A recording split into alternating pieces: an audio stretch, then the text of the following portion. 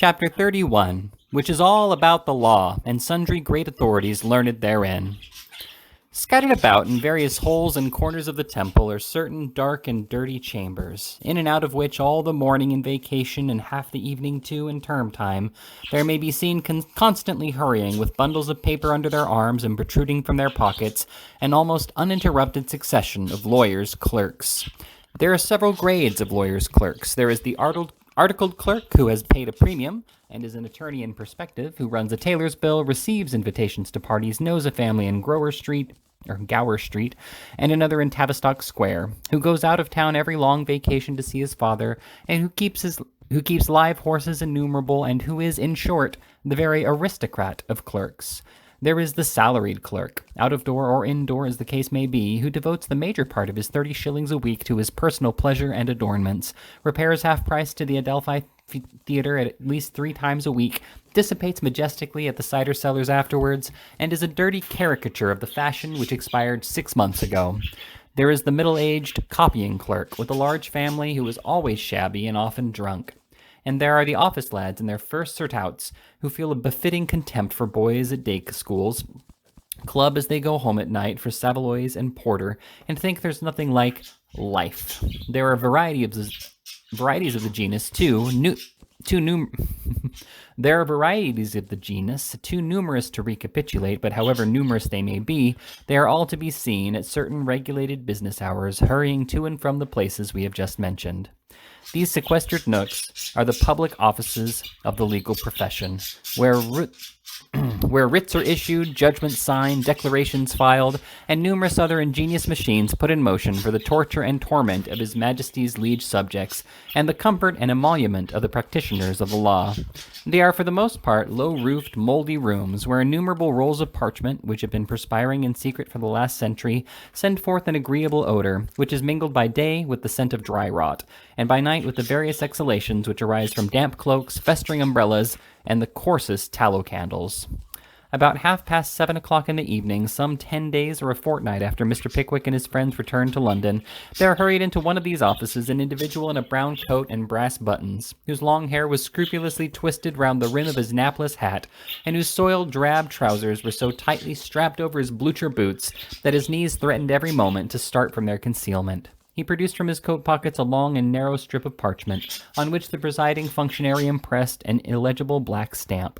He then drew forth 4 scraps of paper of similar dimensions, each containing a printed copy of the strip of parchment with blanks for a name, and having filled up the blanks, put all the 5 documents in his pocket and hurried away. The man in the brown coat with the cabalistic documents in his pocket was no other than our old acquaintance Mr. Jackson, of the house of Dodson and Fogg, Freeman's Court, Cornhill. Instead of returning to the office whence he came, however, he bent his steps direct to Sun Court, and walking straight into the George and Vulture, demanded to know whether one Mr. Pickwick was within. "Call Mr. Pickwick's servant, Tom," said the barmaid of the George and Vulture. "Don't trouble yourself," said Mr. Jackson. "I've come on business. If you'll show me Mr. Pickwick's room, I'll step up myself." "What name, sir?" said the waiter. "Jackson," replied the clerk. The waiter stepped upstairs to announce Mr. Jackson, but Mr. Jackson saved him the trouble by following close at his heels and walking into the apartment before he could articulate a syllable. Mr. Pickwick had that day invited his 3 friends to dinner. They were all seated around the fire drinking their wine when Mr. Jackson presented himself as above described. "How do you do, sir?" said Mr. Jackson, nodding to Mr. Pickwick. That gentleman bowed and looked somewhat surprised, for the physiognomy of Mr. Jackson dwelt not in his recollection. "I have called from Dodson and Fogg," said Mr. Jackson in an explanatory tone. Mr. Pickwick roused at the name. "I refer you to my attorney, sir, Mr. Perker of Gray's Inn," said he. "Waiter, show this gentleman out."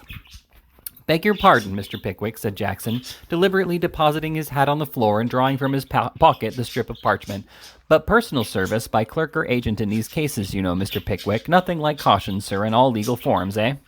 Here Mr. Jackson cast his eye on the parchment, and resting his hands on the table, and looking round with a winning and persuasive smile, said, "Now come, don't let's have no words about such a little matter as this. Which of you gentlemen's name's Snodgrass?" At this inquiry, Mr. Snodgrass gave such a very undisguised and palpable start that no further reply was needed. "Ah, I thought so," said Mr. Jackson, more affably than before. "I've a little something to trouble you with, sir." Me? Exclaimed Mr. Snodgrass.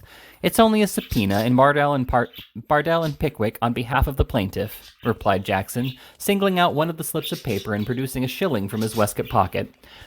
It'll come on in the sentence after term, 14th of February, we expect. We've marked it a special jury cause, and it's only 10 down the paper. That's yours, Mr. Snodgrass. As Jackson said this, he presented the parchment before the eyes of Mr. Snodgrass and slipped the paper and the shilling into his hand. Mr. Tupman had witnessed this process in silent astonishment when Jackson, turning sharply upon him, said, I think I ain't mistaken when I say your name's Tupman, am I?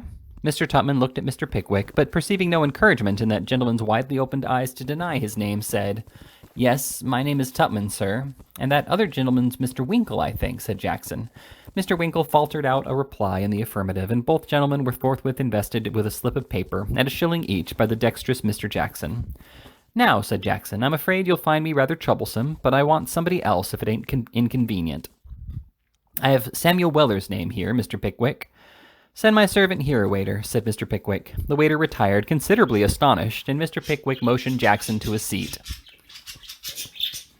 There was a painful pause, which was at length broken by the innocent defendant. I suppose, sir, said Mr. Pickwick, his indignation rising while he spoke, I suppose, sir, that it is the intention of your employers to seek to criminate me upon the testimony of my own friends. Mr. Jackson struck his forefinger several times against the left side of his nose to intimate that he was not there to disclose the secrets of the prison house, and playfully rejoined, Not knowin', can't say. For what other reasons, sir, pursued Mr. Pickwick, are these subpoenas served upon them, if not for this? Very good plant, Mr. Pickwick, replied Jackson, slowly shaking his head, but it won't do. No harm in trying, but there's little to be got out of me. Here Mr. Jackson smiled once more upon the company, and applying his left thumb to the tip of his nose, worked a visionary coffee mill with his right hand, thereby performing a very graceful piece of pantomime, then much in vogue, but now unhappily almost obsolete, which was familiarly denominated taking a grinder. No, Mr. Pickwick, said Jackson in conclusion. Perker's people must guess what we've served these subpoenas for. If they can't, they must wait till the action comes in, and then they'll find out. Mr. Pickwick bestowed a look of excessive disgust on his unwelcome visitor, and would probably have hurled some tremendous anathema at the heads of Messrs. Dodson and Fogg, had not Sam's entrance at the instant interrupted him. Samuel Weller? Said Mr. Jackson inquiringly. One of the truest things as you've said for many a long year, replied Sam in a most composed manner. Here's a subpoena for you, Mr. Weller, said Jackson. What's that in English? Inquired Sam. Here's the original, said Jackson, declining the required explanation. Which? Said Sam. This, replied Jackson, shaking the parchment. Oh, that's the original, is it? Said Sam. Well, I'm very glad I've seen the original, because it's a gratifying sort of thing and eases one's mind so much. And here's the shilling, said Jackson. It's from Dodson and Fogg's. And it's uncommon handsome of Dodson and Fogg, as knows so little of me, to come down with a present, said Sam. I feel it is a very high compliment, sir. It's a very honorable thing to them, as they knows how to reward merit wherever they meets it. Besides which, it's affecting to one's feelings. As Mr. Weller said this, he inflicted a little friction on his right eyelid with the sleeve of his coat, after the most approved manner of actors when they are in domestic pathetics. Mr. Jackson seemed rather puzzled by Sam's proceedings, but as he had served the subpoenas and had nothing more to say, he made a feint of putting on the one glove which he usually carried in his hand for the sake of appearances, and returned to the office to report progress. Mr. Pickwick slept little that night. His memory had received a very disagreeable refresher on the subject of Mrs. Bardell's action. He breakfasted betimes next morning, and desiring Sam to accompany him, set forth towards Gray's Inn Square. Sam, said Mr. Pickwick, looking round when they got to the end of Cheapside. Sir, said Sam, stepping up to his master. Which way? Up Newgate Street. Mr. Pickwick did not turn round immediately, but looked vacantly in Sam's face for a few seconds and heaved a deep sigh. What's the matter, sir? Inquired Sam. This action, Sam, said Mr. Pickwick, is expected to come on the 14th of next month. Remarkable coincidence that air, Sam, sir, replied Sam. Why remarkable, Sam? Inquired Mr. Pickwick. Valentine's Day, sir, responded Sam. Regular good day for a breach of promise trial. Mr. Weller's smile awakened no gleam of mirth in his master's countenance. Mr. Pickwick turned abruptly round and led the way in silence. They had walked some distance, Mr. Pickwick trotting on before, plunged in profound meditation, and Sam following behind, with a countenance expressive of the most enviable and easy defiance of everything and everybody, When the latter, who was always especially anxious to impart to his master any exclusive information he possessed, quickened his pace until he was close at Mr. Pickwick's heels, and pointing up at a house they were passing, said, "Very nice pork shop, that 'ere, sir." "Yes, it seems so," said Mr. Pickwick. "Celebrated sausage factory," said Sam. "Is it?" said Mr. Pickwick. Is it?" reiterated Sam with some indignation. "I should rather think it was. Why, sir, bless your innocent eyebrows, that's where the mysterious disappearance of a spectable tradesman took place 4 years ago." "You don't mean to say he was burked, Sam?" said Mr. Pickwick, looking hastily round. "No, I don't indeed, sir," replied Mr. Weller. "I wish I did, far worse than that. He was the master at that 'ere shop, and the inventor of the patent never-leavin'-off sausage steam engine, as 'ud swaller up a paving stone if you put it too near, and grind it into sausages as easy if it was a tender young baby.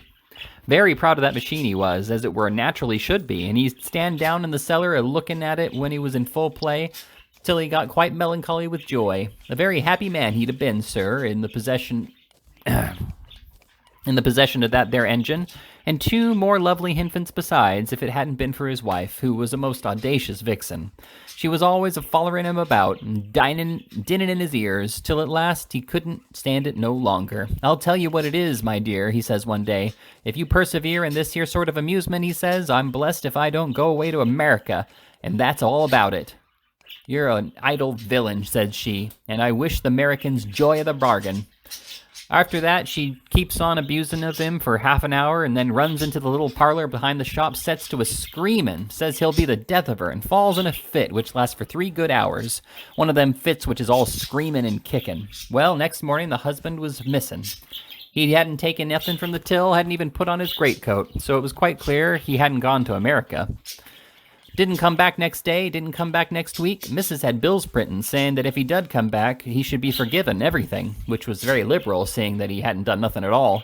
The canals was dragged, and for 2 months afterwards, whenever a body turned up, it was carried as a regular thing straight off to the sausage shop. Howsoever, none of 'em answered, so they gave out that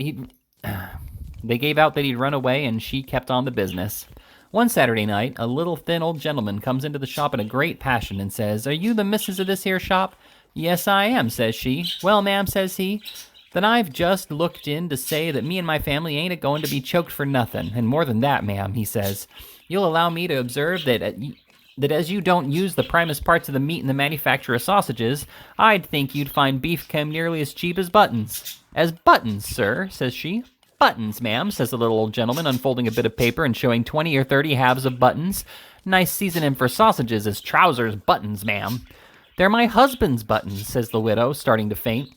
'What?' screams the old gentleman, turning very pale. 'I see it all,' says the widow. 'In a fit of temporary insanity, he rashly converted himself into sausages.'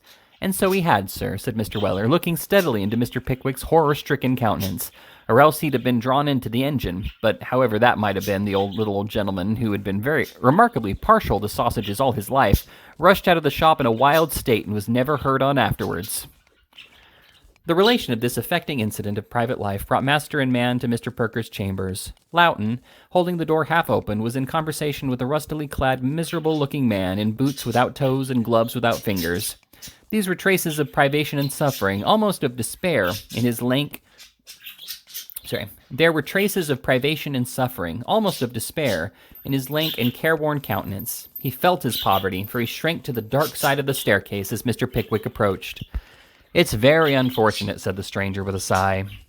"Very," said Loughton, scribbling his name on the doorpost with his pen and rubbing it out again with his feather. "Will you leave a message for him? When do you think he'll be back?" inquired the stranger. "Quite uncertain," replied Loughton, winking at Mr. Pickwick as the stranger cast his eyes towards the ground. "You don't think it would be of any use my waiting for him?" said the stranger, looking wistfully into the office. "Oh, no, I'm sure it wouldn't," replied the clerk, moving a little more into the center of the doorway. "He's certain not to be back this week, and it's a chance whether he will be next. For when Perker once gets out of town, he's never in a hurry to come back again." "Out of town," said Mr. Pickwick. "Dear me, how unfortunate." "Don't go away, Mr. Pickwick," said Loughton. "I've got a letter for you." The stranger, seeming to hesitate, once more looked towards the ground, and the clerk winked slyly at Mr. Pickwick, as if to intimate that some exquisite piece of humor was going forward, though what it was Mr. Pickwick could not for the life of him divine. "Step in, Mr. Pickwick," said Loughton. "Well, will you leave a message, Mr. Waddy, or will you call again?" Ask him to be so kind as to leave out word what has been done in my business, said the man. For goodness sake, don't neglect it, Mr. Loughton. No, I won't forget it, replied the clerk. Walk in, Mr. Pickwick. Good morning, Mr. Waddy. It's a fine day for walking, isn't it? Seeing that the stranger still lingered, he beckoned Sam Weller to follow his master in and shut the door in his face. There never was such a pestering bankrupt as that since the world began, I do believe, said Loughton, throwing down his pen with the air of an injured man. His affairs haven't been in Chancery quite 4 years yet, and I'm danged if he don't come worrying here twice a week. Step this way, Mr. Pickwick. Perker is in, and he'll see you, I know. Devilish cold, he added pettishly, standing at that door, wasting one's time with such seedy vagabonds. Having very vehemently stirred a particularly large fire with a particularly small poker, the clerk led the way to his principal's private room and announced Mr. Pickwick. Ah, my dear sir, said little Mr. Perker, bustling up from his chair. Well, my dear sir, and what's the news about your matter, eh? Anything more about our friends in Freeman's Court? They've not been sleeping, I know that. Ah, they're very smart fellows, very smart indeed. As the little man concluded, he took an emphatic pinch of snuff, as a tribute to the smartness of Messrs. Dodson and Fogg. They are great scoundrels, said Mr. Pickwick. Aye, said the little man. That's a matter of opinion, you know, and we won't dispute about terms, because of course you can't be expected to view these subjects with a professional eye. Well, we've done everything that's necessary. I have retained Sergeant Snubbin. Is he a good man? Inquired Mr. Pickwick. Good man, replied Perker. Bless your heart and soul, my dear sir. Sergeant Snubbin is at the very top of his profession. Gets treble the business of any man in court, engaged in every case. You needn't mention it abroad, but we say, we of the profession, that Sergeant Snubbin leads the court by the nose. The little man took another pinch of snuff as he made this communication and nodded mysteriously to Mr. Pickwick. They have subpoenaed my 3 friends, said Mr. Pickwick. Ah, of course they would, replied Perker. Important witnesses saw you in a delicate situation. But she fainted of her own accord, said Mr. Pickwick. She threw herself into my arms. Very likely, my dear sir, replied Perker. Very likely and very natural. Nothing more so, my dear sir, nothing. But who's to prove it? They have subpoenaed my servant, too, said Mr. Pickwick, quitting the other point, for there Mr. Perker's question had somewhat staggered him. Sam, said Perker. Mr. Pickwick replied in the affirmative. Of course, my dear sir, of course. I knew they would. I could have told you that a month ago. You know, my dear sir, if you will take the management of your affairs into your own hands after entrusting them to your solicitor, you must also take the consequences. Here Mr. Perker drew himself up with conscious dignity and brushed some stray grains of snuff from his shirt frill. And what did they want him to prove? Asked him Mr. Pickwick after 2 or 3 minutes' silence. That you sent him up to the plaintiffs to make some offer of a compromise, I suppose, replied Perker. It don't matter much, though. I don't think many counsel would get a great deal out of him. I don't think they could, said Mr. Pickwick, smiling, despite his vexation at the idea of Sam's appearance as a witness. What course do we pursue? We have only one to adopt, my dear sir, replied Parker. Cross-examine the witnesses, trust to Snubbin's eloquence, throw dust in the eyes of the judge, throw ourselves on the jury. And suppose the verdict is against me, said Mr. Pickwick. Mr. Perker smiled, took a very long pinch of snuff, stirred the fire, shrugged his shoulders, and remained expressively silent. You mean that in that case I must pay the damages, said Mr. Pickwick, who had watched this telegraphic answer with considerable sternness. Perker gave the fire another very unnecessary poke and said, I am afraid so. Then I beg to announce to you my unalterable determination to pay no damages whatsoever, said Mr. Pickwick most emphatically. None, Perker. Not a pound, not a penny of my money shall find its way into the pockets of Dodson and Fogg. That is my deliberate and irrevocable determination.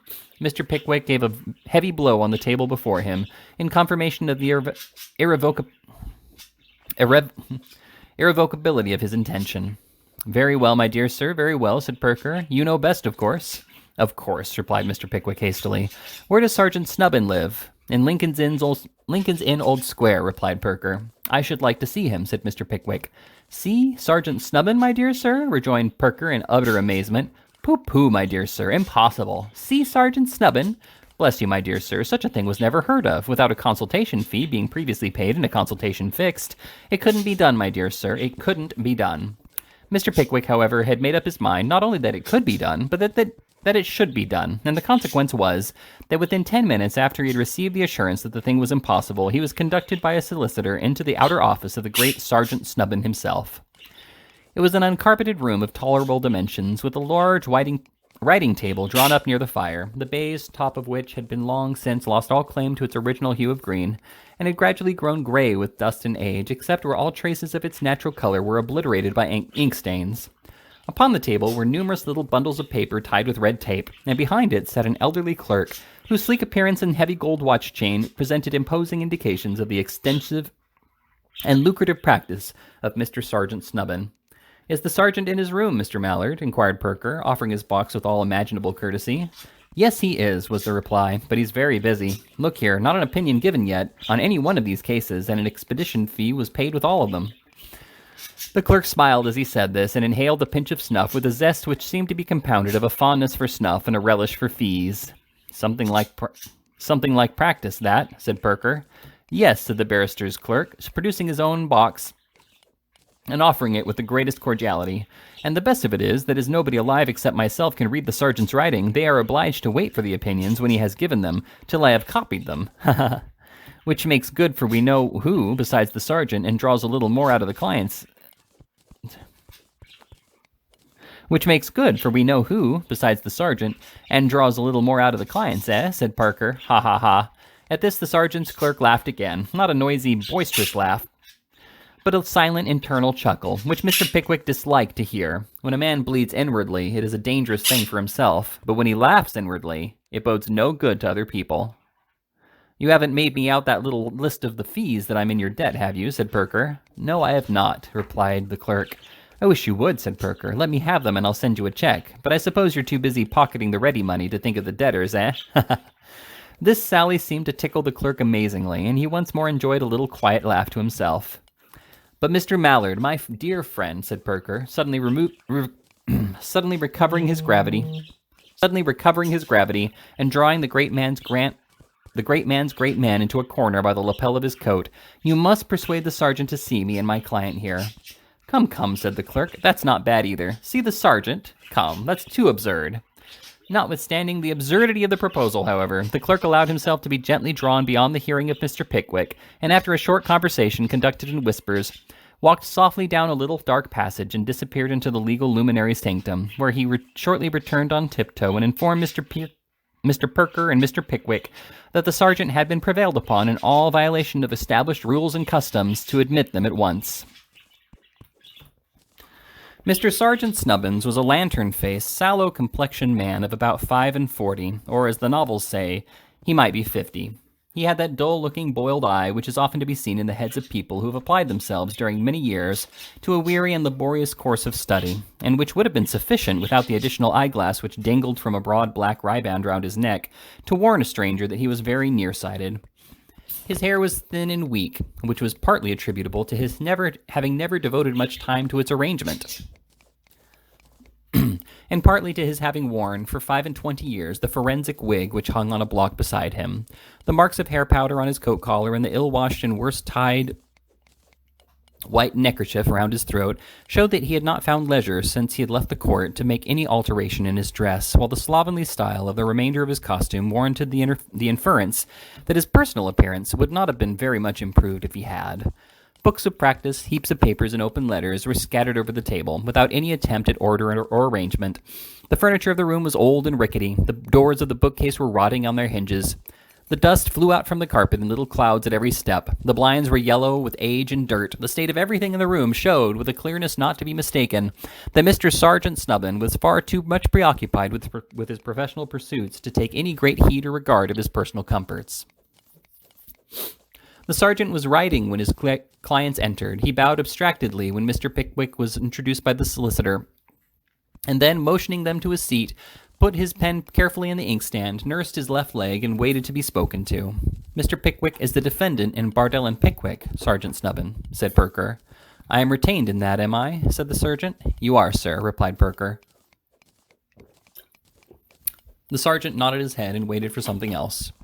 "Mr. Pickwick was anxious to call upon you, Sergeant Snubbin," said Perker, "to state to you, before you entered upon the case, that he denies there being any ground or pretense whatever for the action against him, and that unless he came into court with clean hands and without the most conscientious conviction that he was right in resisting the plaintiff's demand, he would not be there at all. I believe I state your views correctly, do I not, my dear sir?" said the little man, turning to Mr. Pickwick. "Quite so," replied that gentleman. Mr. Sergeant Snubbin unfolded his glasses, raised them to his eyes, and after looking at Mr. Pickwick for a few seconds with great curiosity, turned to Mr. Perker and said, smiling slightly as he spoke, "Has Mr. Pickwick a strong case?" The attorney shrugged his shoulders. "Do you propose calling witnesses?" "No." The smile on the sergeant's countenance became more defined. He rocked his leg with increased violence, and throwing himself back in his easy chair, coughed dubiously. These tokens of the sergeant's presentiments on the subject, slight as they were not lost on Mr. Pickwick. He settled the spectacles, through which he had attentively regarded such demonstrations of the barrister's feelings as he had permitted himself to exhibit, more firmly on his nose, and said with great energy, in utter disregard of all Mr. Perker's admonitory winkings and frownings, "My wishing to wait upon you for such a purpose as this, sir, appears, I have no doubt, to a gentleman who sees so much of these matters as you must necessarily do, a very extraordinary circumstance." The sergeant tried to look gravely at the fire, but the smile came back again. "Gentlemen of your profession, sir," continued Mr. Pickwick, "see the worst side of human nature.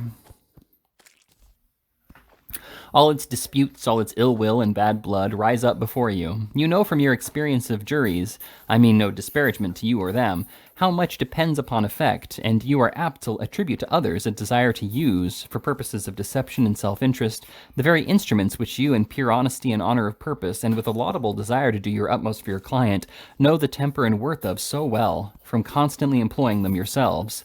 I really believe that to this circumstance may be attributed the vulgar but very general notion of your being, as a body, suspicious, distrustful, and overcautious. Conscious as I am, sir, of the disadvantage of making such a declaration to you under such circumstances, I have come here because I wish you distinctly to understand, as my friend Mr. Perker has said, that I am innocent of the falsehood laid to my charge, and although I am very well aware of the inestimable value of your assistance, sir, I must beg to add that unless you sincerely believe this, I would rather be deprived of the aid of your talents than have the advantage of them. Long before the close of this address, which we are bound to say was of a very prosy character for Mr. Pickwick, the sergeant had relapsed into a state of abstraction. After some minutes, however, during which he had reassumed his pen, he appeared to be again aware of the presence of his clients. Raising his head from the paper, he said rather snappishly, "Who is with me in this case?" "Mr. Funky, Sergeant Snubbin," replied the attorney. Funky, said the sergeant. "I have never heard the name before. He must be a very young man." "Yes, he is a very young man," replied the attorney. "He was only called the other day. Let me see. He has not been at the bar 8 years yet." "Ah, I thought not," said the sergeant, in that sort of pitying tone in which ordinary folks would speak of a very helpless little child. "Mr. Mallard, send round to Mr. Funky's.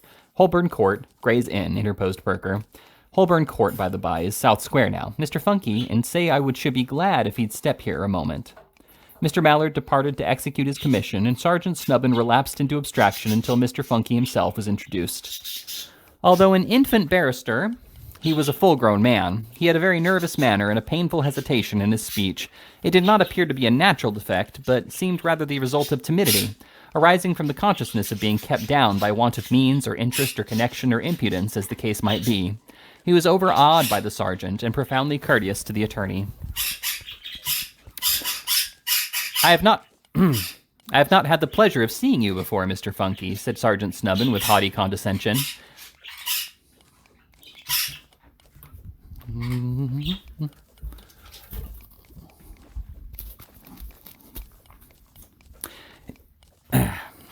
Condescension.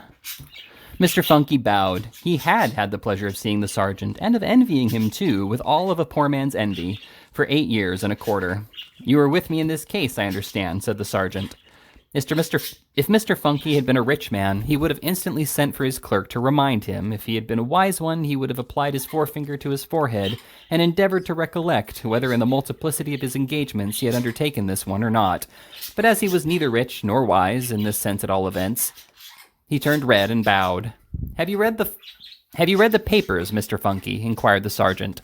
Here again Mr. Funky should have professed to have forgotten all about the merits of the case, but as he had read such papers as had been laid before him in the course of the action, and had thought of nothing else, waking or sleeping, throughout the 2 months during which he had been retained as Mr. Sergeant Snubbin's junior, he turned a deeper red and bowed again. "This is Mr. Pickwick," said the sergeant, waving his pen in the direction in which that gentleman was standing. Mr. Funky bowed to Mr. Pickwick with a reverence which a first client must ever awaken, and again inclined his head towards his leader. "Perhaps you will take Mr. Pickwick away," said the sergeant, and hear anything Mr. Pickwick may wish to communicate. We shall have a consultation, of course." With that hint that he had been interrupted quite long enough, Mr. Sergeant Snubbin, who had been gradually growing more and more abstracted, applied his glass to his eyes for an instant, bowed slightly round, and was once more deeply immersed in the case before him, which arose out of an interminable lawsuit originating in the act of an individual deceased a century or so ago, who had stopped up a pathway leading from some place which nobody ever came from to some other place which nobody ever went to. Mr. Funky would not hear of passing through any door until Mr. Pickwick and his solicitor had passed through before him, so it was some time before they got into the square, and when they did reach it, they walked up and down and held a long conference, the result of which was that it was a very difficult matter to say how the verdict would go, that nobody could presume to calculate on the issue of an action, that it was very lucky that they had prevented the other party from getting Sergeant Snubbin, and other topics of doubt and consolation common in such a position of affairs. Mr. Weller was then roused by his master from a sweet sleep of an hour's duration, and bidding adieu to Loughton, they returned to the city.